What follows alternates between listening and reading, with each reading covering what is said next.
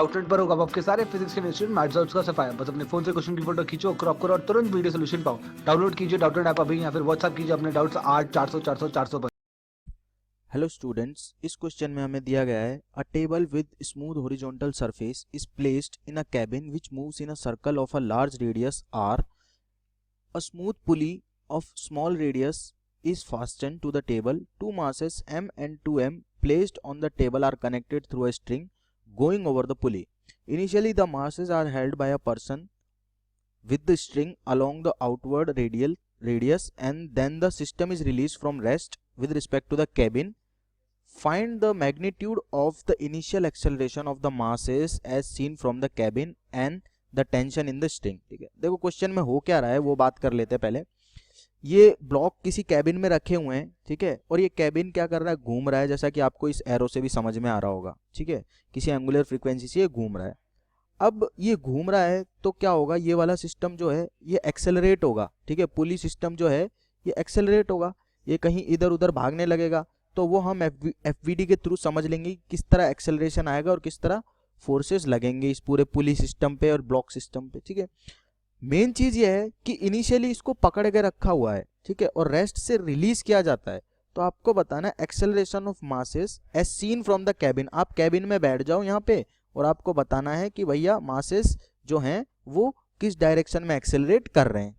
अब देखो इसका एफवीडी बनाने की बारी आती है. तो मैं क्या करता हूँ, यहाँ पे मेरा मास मान लेता हूँ m1 है, ठीक है, और यहाँ पे मैं मास मान लेता हूँ, ये थोड़ी पुली बड़ी कर लेते हैं, यहाँ पे मास मान लेते हैं क्या है, एक सेकेंड, इसको ठीक से बना लेते हैं.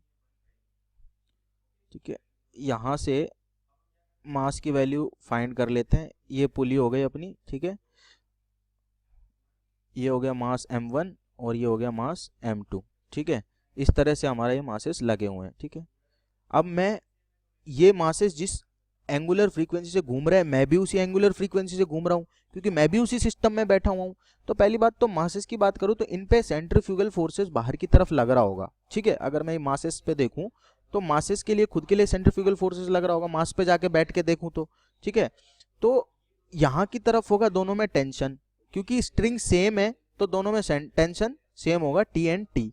ठीक है, अब मान लेता हूँ कि ये एक्सेलरेशन स्टार्ट कर देता हूं ना इस डायरेक्शन में और ये इस डायरेक्शन में स्टार्ट कर देता है. ठीक है, ब्लॉक ये मूव करने लगता है इधर और ये करने लगता है इधर.